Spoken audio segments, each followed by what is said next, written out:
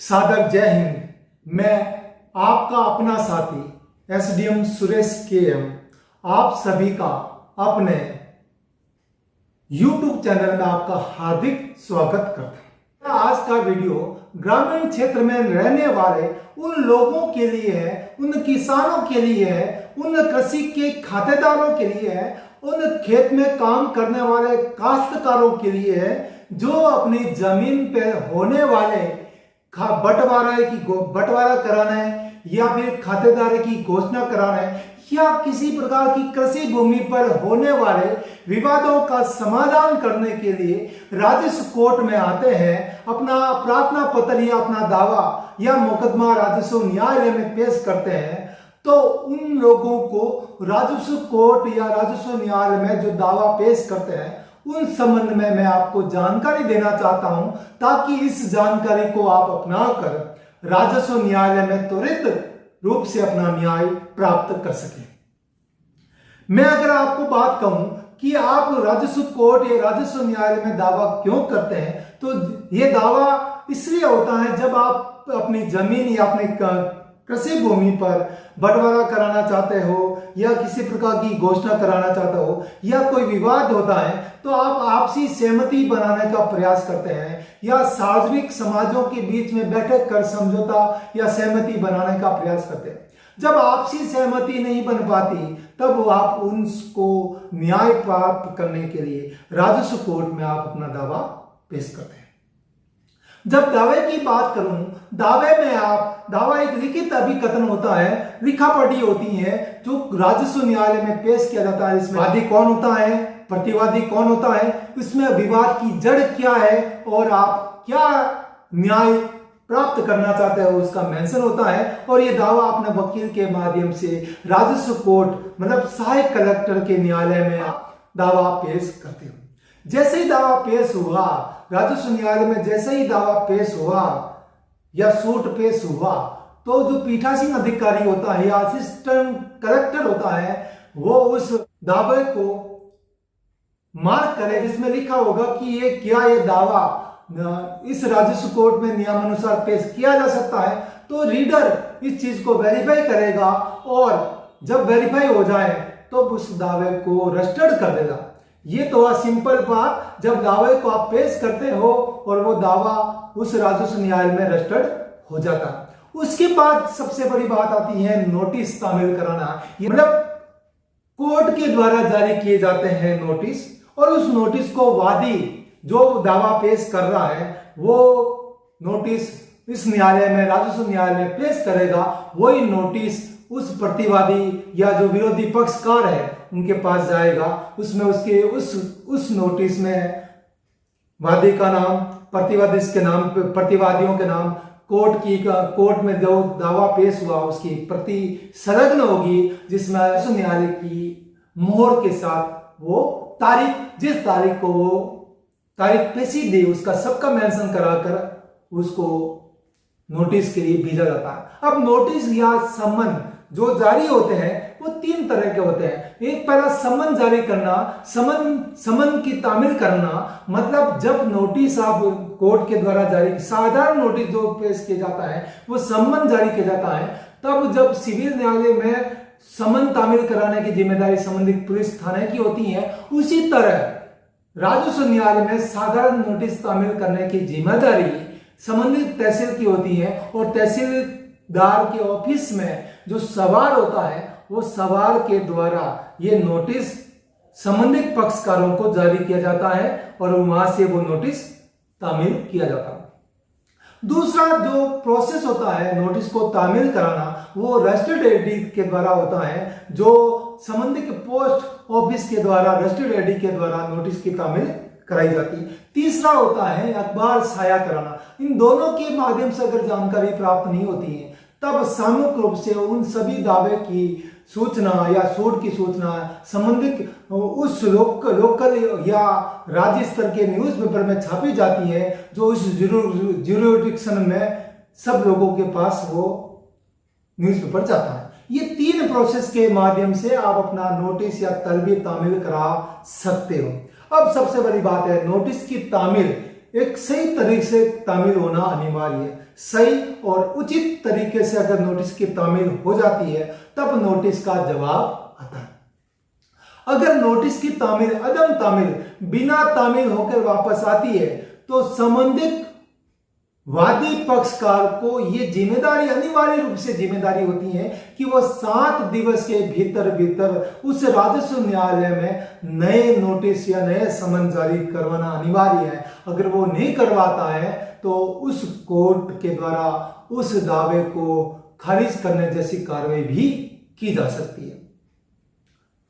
अब तामील, अब नोटिस हो गया और नोटिस की उचित तरीके से तामील हो गई, तामील की नोटिस तामील कुरिंदा आपके पास पहुंच गया। अगर तामील के जवाब में प्रतिवादी उपस्थित नहीं होता है तो उन लोगों के खिलाफ, उन प्रतिवादी पक्षकारों के खिलाफ एक पक्षीय कार्रवाई की जाती है जो होती है एक्स पार्टी कार्रवाई की जाती है। तो साथ ही सबसे बड़ी बात है, जिस तारीख पेशी को वो दावे की तारीख पेशी दे रखी है उस तारीख पेशी को नोटिस तामील होने के बावजूद भी प्रतिवादी उपस्थित नहीं होते हैं तब उन प्रतिवादियों के खिलाफ एक्स पार्टी की कार्रवाई की जा सकती है। अगर वो एक्स पार्टी हो जाते हैं तब उस दावे को, उस सूट को एक्स पार्टी कार्रवाई करके उसका डिसीजन या डिक्री या आदेश जारी किया जा सकता है। दूसरा, अगर तारीख पेशी के दौरान वादी पक्ष भी अगर उपस्थित नहीं होता है तब भी उस दावे को, उस सूट को, उस मुकदमे को अदम पैरवी, अदम हाजिरी के तौर पे भी ये राजस्व न्यायालय उस दावे को खारिज कर सकता है। आती है यदि दोनों पक्षकार नोटिस की तामील हो जाए और दोनों पक्षकार उपस्थित हो, जिस तारीख पेशी को कोर्ट ने दोनों पक्षकारों को उपस्थित होने का निर्देश दिया है उस तारीख को पेश होते हैं, तब प्रतिवादी पक्ष को जवाब दावा या रिटर्न स्टेटमेंट, लिखित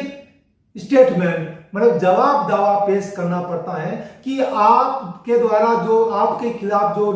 दावा पेश हुआ है उसमें आपका क्या जवाब है, उसको कहते हैं जवाब दावा। वो अपना जवाब, दावे का जवाब देगा तो उसको जवाब दावा कहते हैं। अगर प्रतिवादी इस उपस्थित होने के बाद भी जवाब दावा नहीं पेश करते हैं, नोटिस तामील हो गया और प्रतिवादी पेश हो गया, अगर वो जवाब दावा पेश नहीं करते हैं तो उन प्रतिवादियों का जवाब दावा बंद कर एक्स पार्टी डिक्री या आदेशों की कार्रवाई नियमानुसार संपादित की जा सकती है। अगली बात आती है, अगर वो प्रतिवादी उपस्थित होते हैं और जवाब दावा पेश करते हैं तो उस जवाब दावा की एक प्रति वादी पक्षकार को सौंपी जाती है और दोनों उस तारीख पेशी के दौरान उन जवाब दावे पे बहस की जाती है। यदि वह प्रतिवादी या विरोधी पक्षकार जब प्रति दावा पेश करता है, काउंटर क्लेम पेश करता है, जिसमें कहता है कि जो दावा वादी ने पेश किया वो मुझे स्वीकार नहीं है, लेकिन साथ साथ इस दावे में मेरी ये मांग है कि इस मांग पर आप गौर करें और इसके अनुसार इस दावे में डिसीजन दें, उसको बोलते हैं काउंटर क्लेम या प्रति दावा। अब जब प्रति दावा या काउंटर क्लेम पेश किया जाता है तो वादी पक्षकार के द्वारा उसका जवाब कि प्रतिवादी का जवाब दिया जाता है, उस जवाब के बाद उन दोनों पक्षकारों के बीच में बहस की जाती है और बहस होने के बाद उसकी तनकिया कायम की जाती है, जिसका तात्पर्य है कि अब उन दोनों जो दावा पेश हुआ है उस दावे के लिखा पढ़ी को और प्रति दावा या जवाब दावे को दोनों को पढ़कर निरीक्षण कर बहस करके तनकी कायम की जाती है, जिसको बोलते हैं इश्यू कायम करना, कि इस पूरे दावे में कौन कौन से इश्यू हैं जिस पर कार्रवाई की जानी है, उसको बोलते हैं तनकिया। मतलब अगर दावे में जो दावा या सूर राजस्व कोर्ट में पेश हुआ है वो तामील होने के बाद, समन की उचित रूप से सुनवाई होने के बाद 90 दिन के भीतर नियमानुसार तनकी कायम करना एक राजस्व कोर्ट की प्राथमिक जिम्मेदारी है। जब तनकी कायम हो जाती है या इशू कायम हो जाता है उसके बाद की अगली तारीख पेशी में, जिसको बोलते हैं साक्षीवादी, मतलब जो दावा जिसने पेश किया उसको एविडेंस देने की जिम्मेदारी होती है। उस तारीख पे से अगली जो तारीख पेश होगी उसमें जो दावा पेश करने वाले वादी है वो अपने दावे के पक्ष में एविडेंस देंगे। वो एविडेंस किसी व्यक्ति के रूप में हो सकते हैं, गवाह के रूप में हो सकते हैं या डॉक्यूमेंट के रूप में हो सकते हैं। उन दोनों को उस दावे के रूप में ऑर्डर शीट में मेंशन किया जाता है कि इन्होंने इस गवाह में एविडेंस दिया है और ये डॉक्यूमेंट, ये प्रपत्र उन इस दावे के पक्ष में दिए। अगली तारीख पेशी में उन एविडेंस की जीरे की जाती है प्रतिवादी के द्वारा। उन जीरे के बाद अगली तारीख पेशी में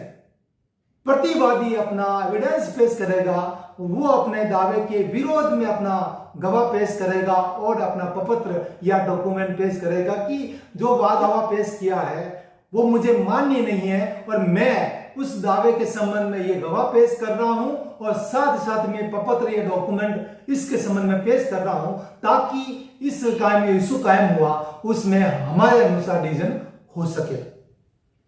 जैसे प्रतिवादी एविडेंस पेश करेगा तो वादी पक्षकार उसकी जीरे करेगा। ये अगर वादी के द्वारा एविडेंस होना और फिर उसकी जीरे होना, प्रतिवादी के द्वारा एविडेंस देना, उस पर जीरे होने के बाद अगली जो स्टेज आती है, अगली तारीख पेशी में जो स्टेज आती है वो होती है बहस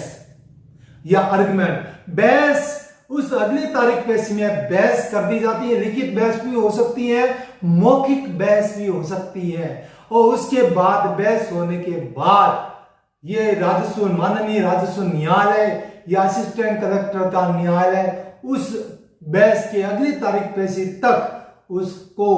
उस दावे का निर्णय या डिक्री या आदेश पारित कर देगा। तो ये हुआ मेरे किसान भाइयों के लिए ये जानकारी कि आपका जो दावा पेश हो रहा है उसमें आप ये ध्यान रखिए कि आपके दावे में समयबद्ध नोटिस की तामील हो जाए, समयबद्ध जवाब दावा आ जाए, समयबद्ध तनकी कायम हो जाए, समयबद्ध एविडेंस आ जाए और समयबद्ध बहस हो जाए और समयबद्ध डिसीजन हो जाए, डिक्री हो जाए ताकि आपको राजस्व न्यायालय में त्वरित गति से आपको न्याय मिल सके। मामले में राजस्व कोर्ट की जो मिनिमम जो कार्रवाई है, नोटिस के तामील होना, जवाब दावा पेश होना, जीरे होना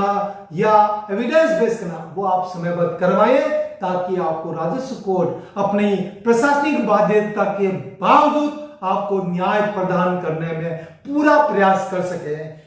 यही कामना करता हूं कि राजस्व न्यायालय चाहे असिस्टेंट कलेक्टर का न्यायालय हो या RAA का न्यायालय हो या जिला कलेक्टर महोदय का न्यायालय हो या संभागीय आयुक्त महोदय का राजस्व न्यायालय हो या रेवेन्यू बोर्ड का न्यायालय हो, वो न्यायालय हमेशा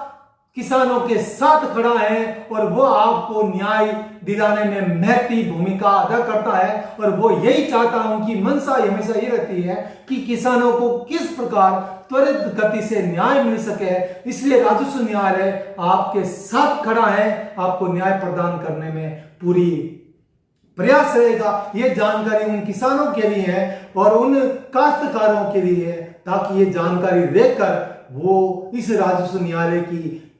पूरी प्रक्रिया के द्वारा अपना न्याय त्वरित गति से प्राप्त कर सके। आशा करता हूं ये वीडियो आपके लिए बहुत फायदेमंद रहेगा। अगर ये वीडियो आपके लिए नहीं है तो बेशक आप इसमें डिसलाइक मार देना, लेकिन अगर आपको लगता है कि वीडियो आपके लिए है और आपको जानकारी दे सकता है जिसके माध्यम में राजस्व कोर्ट में आप त्वरित रूप से न्याय प्राप्त कर सकते हैं या प्राप्त करने का प्रयास कर सकते हैं, तो मेरे वीडियो को शेयर कीजिएगा, सब्सक्राइब कीजिएगा, लाइक कीजिएगा और कमेंट जरूर कीजिएगा ताकि आप कमेंट का जवाब देकर आगामी वीडियो में आपकी जो समस्या है उस समस्या का समाधान करने का मैं छोटा सा प्रयास कर सकूं। मैं आपका अपना साथी SDM सुरेश KM सादर जय हिंद, जय राजस्थान।